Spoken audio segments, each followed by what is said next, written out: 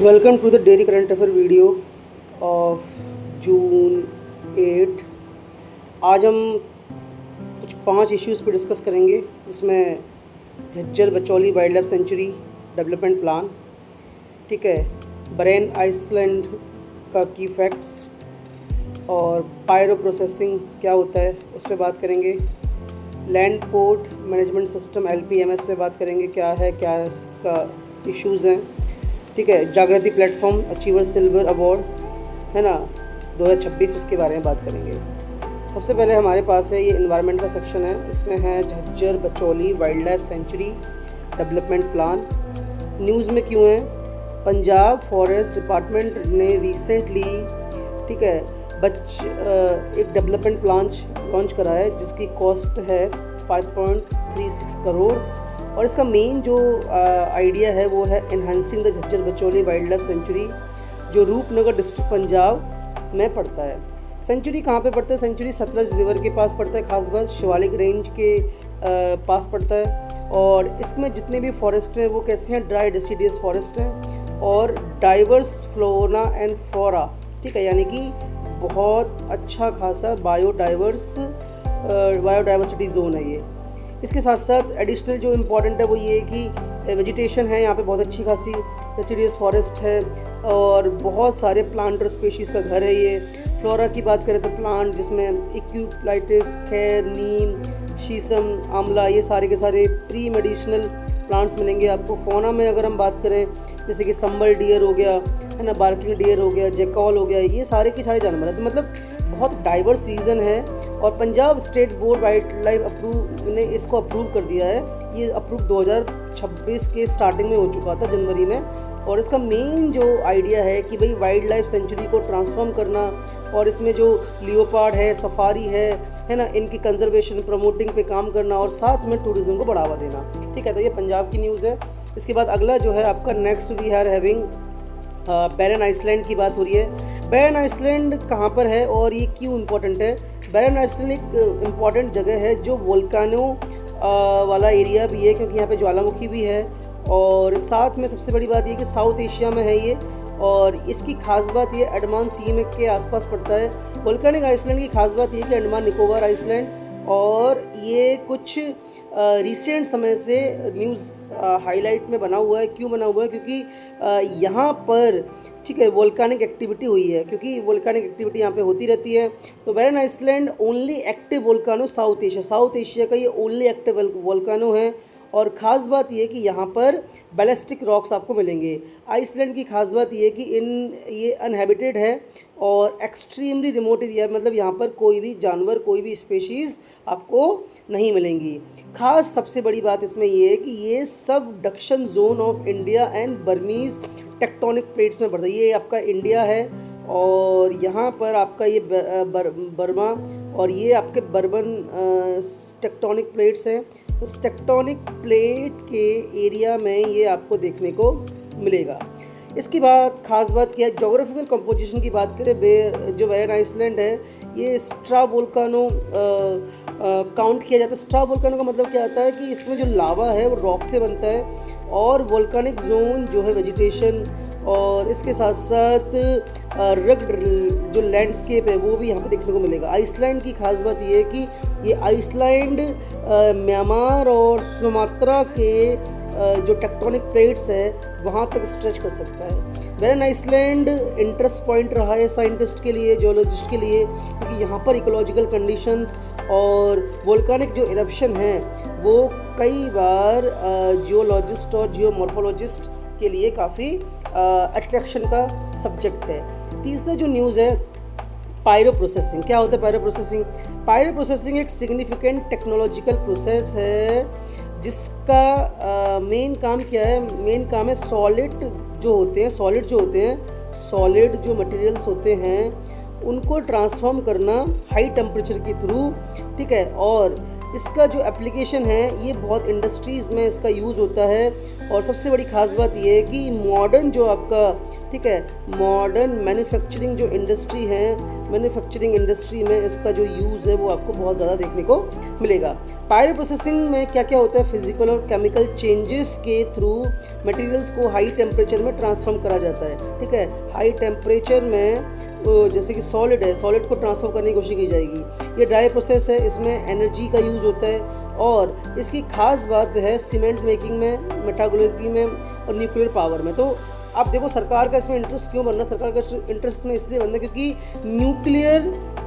Nuclear power making में भी इसका बहुत बड़ा रोल है और इसीलिए इसका यूज़ किया जा रहा है, सरकार इसमें इंटरेस्ट ले रही है। ठीक है, सीमेंट मेकिंग में इसका बहुत बड़ा रोल है। इंडस्ट्री की सबसे बड़ी खास बात है, पायरो प्रोसेसिंग सबसे ज़्यादा यूज़ होता है सीमेंट मेकिंग में, जहाँ पे टेम्परेचर को 900 डिग्री तक बढ़ाया जाता है और ये रिलीज़ करता है कार्बन डाइऑक्साइड और 1450 डिग्री पर आते ही इसका जो मिक्सचर है वो मेल्ट हो जाता है और ये क्रिएट करता है सीमेंट वाला जो आपका मटेरियल है, सीमेंट को प्रोड्यूस करता है। मेटागुलरी सेक्टर, पायरो प्रोसेसिंग आपका मेटागुलरी सेक्टर में भी है, जहाँ पर मेटल को पर डिफरेंट स्टेजेस से निकाला जाता है, तो ये भी इम्पॉर्टेंट है।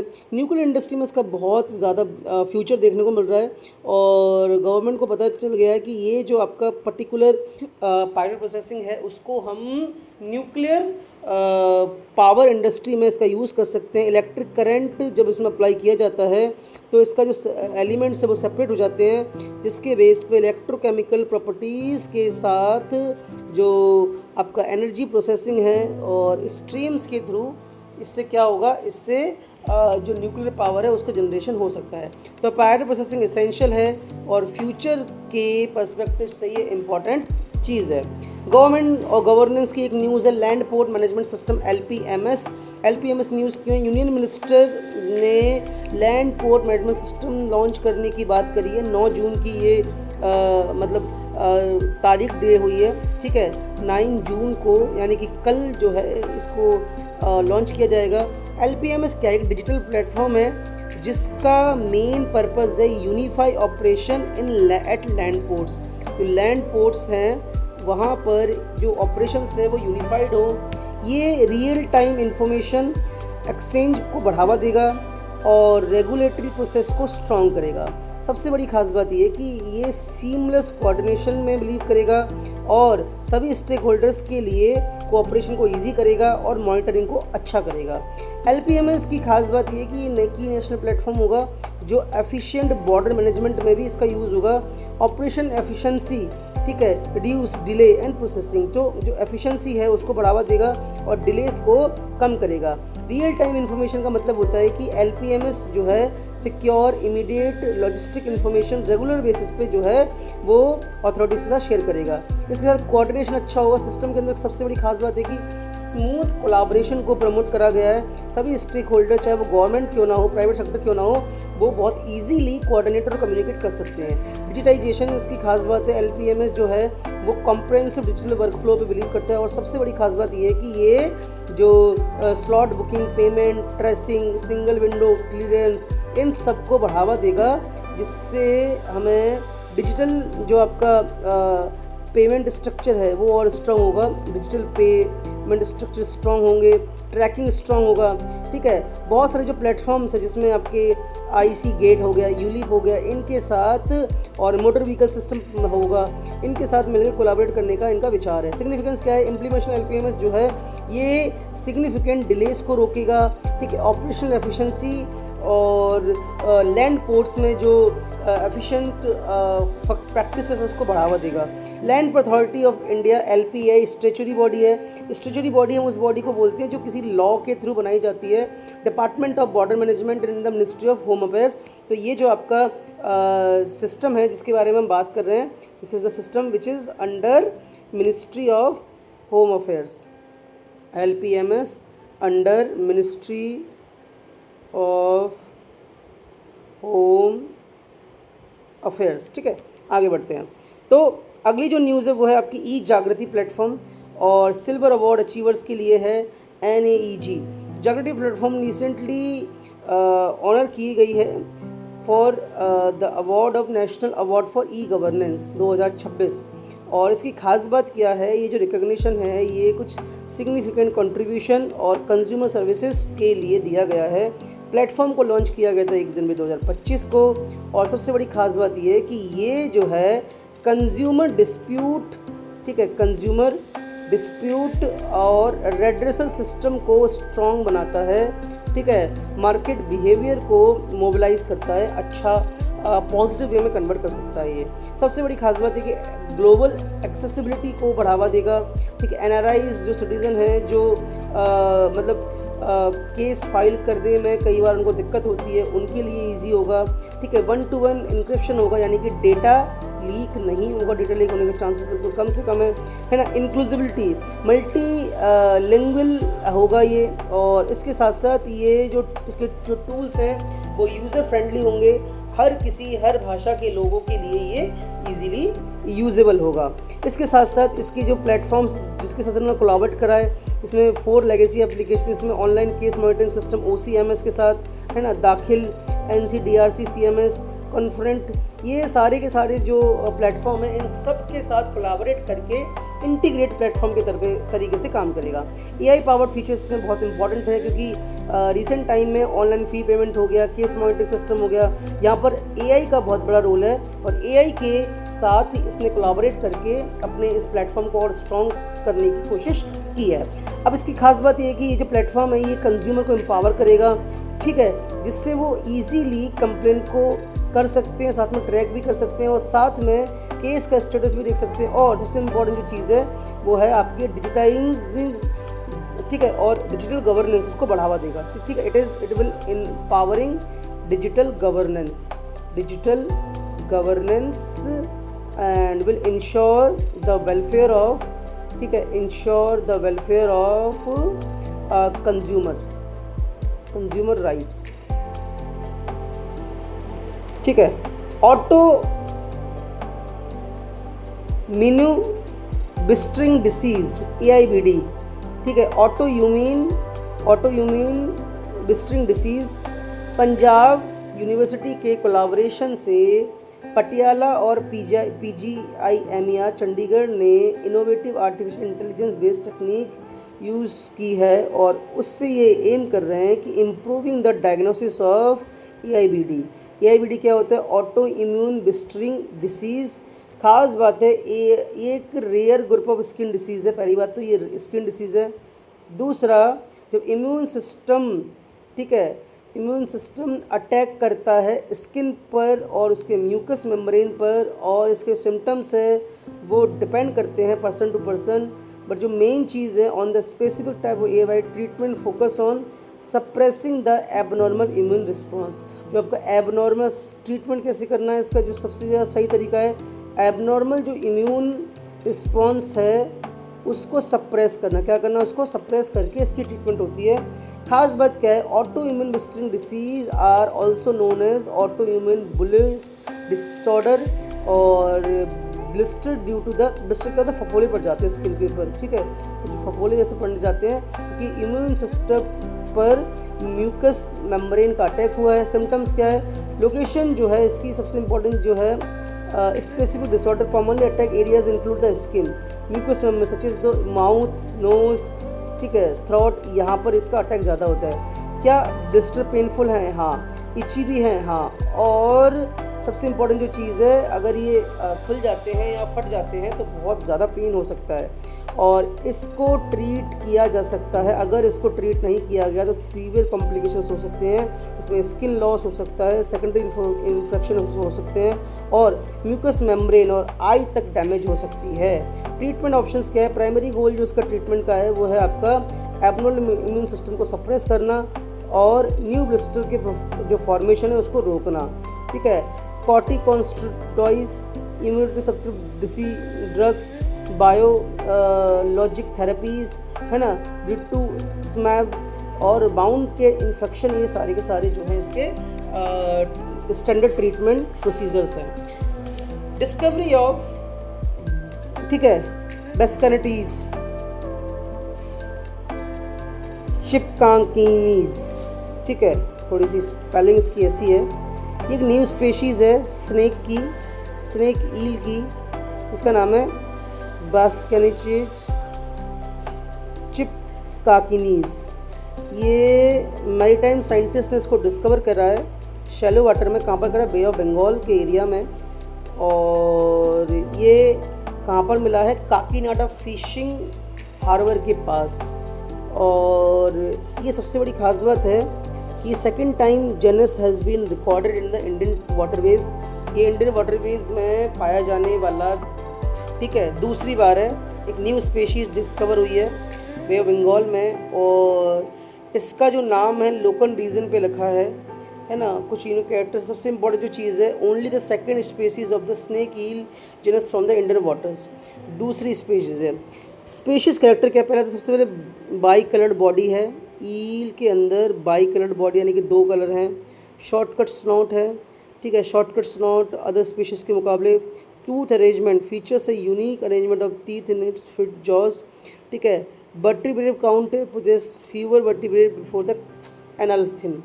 खास बात क्या है इसकी? खास बात है पेक्टोरल फिन्स आपको देखने को मिलेगा, है ना। Snake eel creature belong to the family of Ophichthidae, ठीक है। और स्नेक लाइक अपीयरेंस के लिए जाना जाता है, सांप जैसा होता है इस तरीके का, यूँ, ठीक है, ये ऐसे करके होगा, ये एक तरीके के सांप जैसा होगा, ठीक है। प्रेजेंट इन बोथ ट्रॉपिकल और टेम्परेचर ओशन, है ना। और इसकी जो बिहेवियर है जो है टेल टू, इसका जो पूंछों को हिलाता है।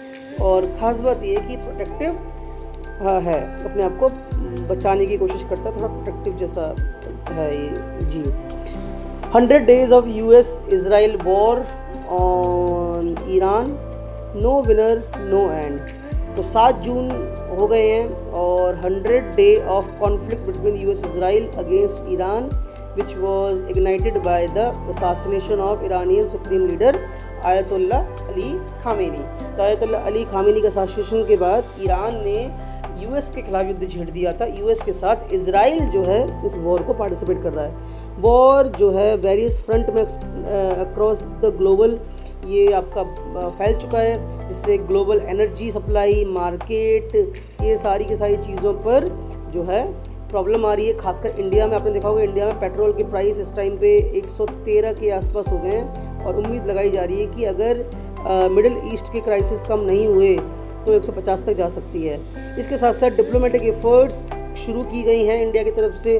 खास बात यह है कि कॉन्फ्लिक्ट जो है खामेनी के किलिंग के बाद से देखने को मिलती है। बहुत सारे एक्टर्स में इन्वॉल्व हैं, state, non state participant, businessman. War जो है, वॉर एक तरीके से नॉर्मल वॉर से ज़्यादा डिसाइसिव मिलिट्री कॉन्फ्रंटेशन जैसा लगता है। इंडिया भी इस चीज़ से अफेक्ट हो रहा है क्योंकि ऑयल प्राइसेस बढ़ चुके हैं और इंडिया के लोगों के लिए ये एक बहुत बड़ी प्रॉब्लम है क्योंकि इंडिया के लिए ये ट्रेड रूट है। मिडिल ईस्ट का जो रीजन है वो ट्रेड रूट की तरीके से काम करता है। खास बात क्या है, स्टार्ट कैसे हुआ था?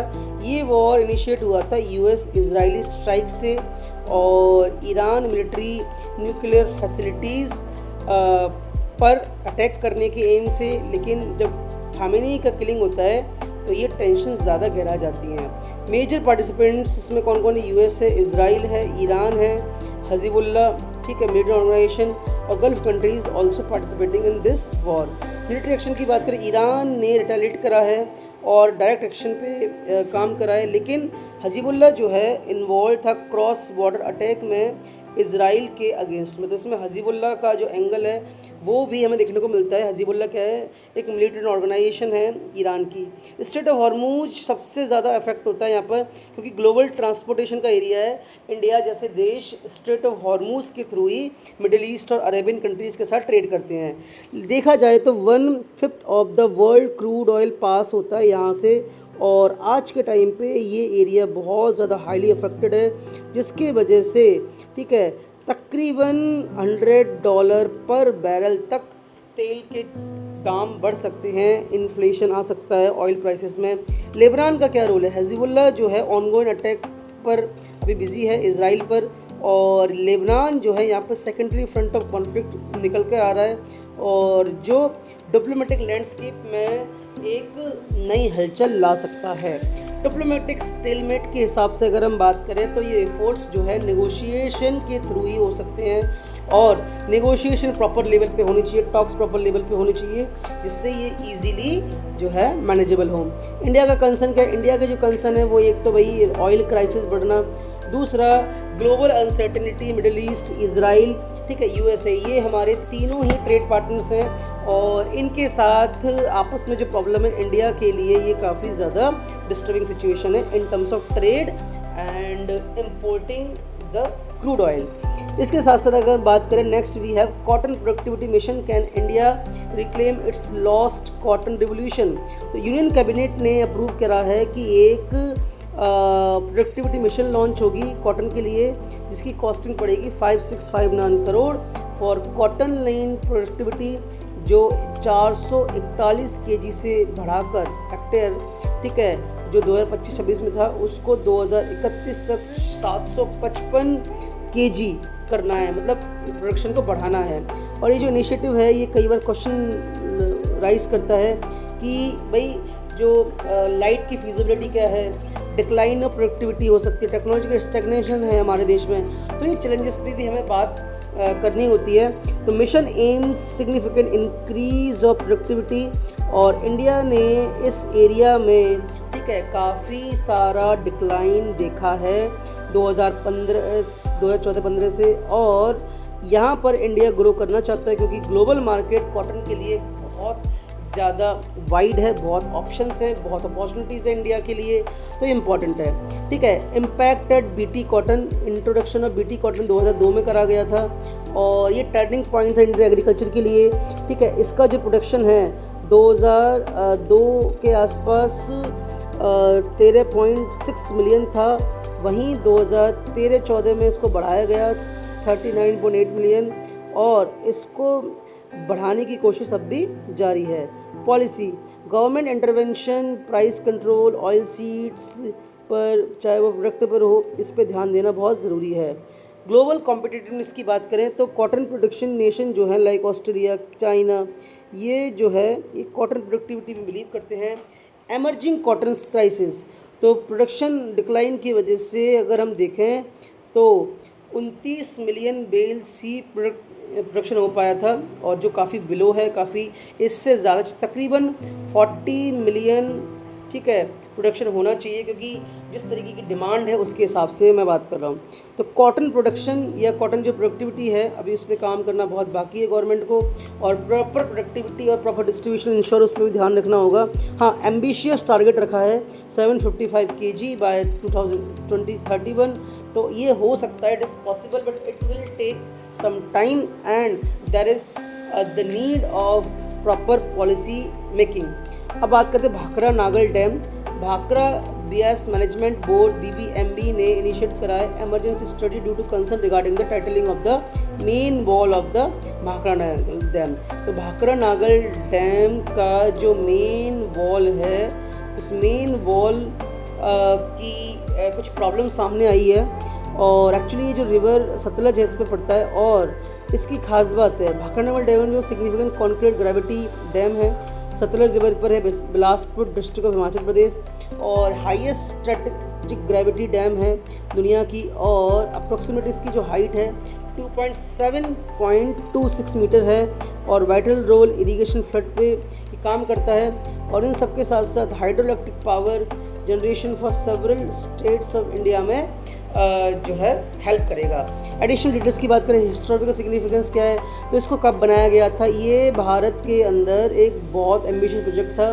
पंडित जवाहरलाल नेहरू जब प्राइम मिनिस्टर थे तो उन्होंने एक बार कहा था कि new temples of regulating research in India, मतलब उन्होंने डैम्स को टेम्पल्स ऑफ इंडिया कहा था। इसका मतलब वो डैम मेकिंग में बहुत ज़्यादा बिलीव करते थे क्योंकि उनको लगता है कि डैम की मेकिंग से ना सिर्फ एग्रीकल्चर में इंक्लूसिविटी आएगी बल्कि कंट्री का जो इकोनॉमिक इंक्लूजन है वो भी अच्छा होगा, ठीक है। इसके साथ गोविंद सागर रिजर्वायर जो डैम जो है उन्होंने गोविंद सागर रिजर्वायर को भी हेल्प करा, सेकंड लार्जेस्ट रिजर्वायर जो है भारत का है और भारत का सबसे बड़ा जो रिजर्वायर है वो कौन सा, Indira Sagar dam which is Madhya Pradesh.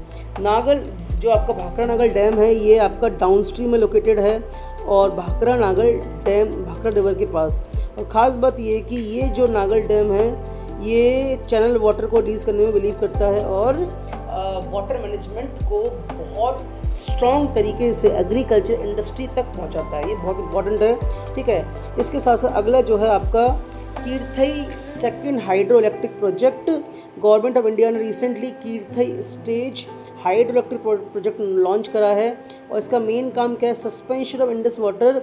This project is located the Chenab river in the Kishtwar district of Jammu and Kashmir. खास बात क्या है, कीर्थई सेकंड हाइड्रोलॉजी प्रोजेक्ट जो है 930 megawatt capacity of hydro electric initiative को पूरा करने के लिए बनाया गया है। इसको चेनाब वैली पावर प्रोजेक्ट ने डेवलप करा है और इसकी खास बात यह है कि ये Jammu and Kashmir state power के अंडर में आएगी।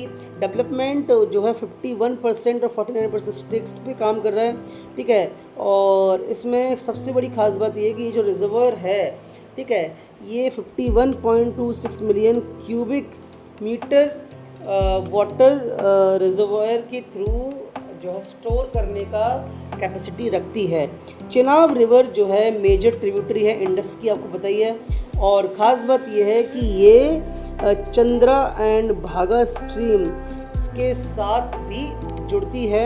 चेनाब जो है वो union territory of Jammu Kashmir Himachal Pradesh यहाँ से ये फ्लो करती है, ठीक है। तो ये खास बात हमें समझनी आती है। मेजर ट्रिब्यूटरीज क्या है चेनाब की, लेफ्ट बैंक और राइट बैंक देखते हैं। लेफ्ट बैंक में कौन कौन सी हैं, लेफ्ट बैंक में है नीरू, तवी, नीरू, लिधारी। ये राइट बैंक में कौन कौन से, एएनएस एंड भूत। तो जब भी कभी कोई नदी पढ़ो तो उसकी ये देख लो कि फिर लेफ्ट बैंक में कौन कौन सी आ रही दूसरी नदियाँ और राइट बैंक में कौन कौन सी आ रही हैं। इसके साथ साथ जो मेजर डैम्स हैं, ये मेजर डैम्स की रिवर और रिवर डेवलपमेंट में भी काम करेंगे। ये जो मेजर जो आपकी पॉल्यूशन है, पॉल्यूशन को रोकने में काम करते हैं। प्लस हाइड्रो इलेक्ट्रिक जो प्रोजेक्ट है जिससे पानी के थ्रू बिजली बनाने का जो सरकार का मेन मोटिव है उसको पूरा करने में ये हेल्प करेगा, ठीक है। So that is for the day. Please revise it for MCQ and do let me know when you are prepared for the same, ठीक है। Thank you.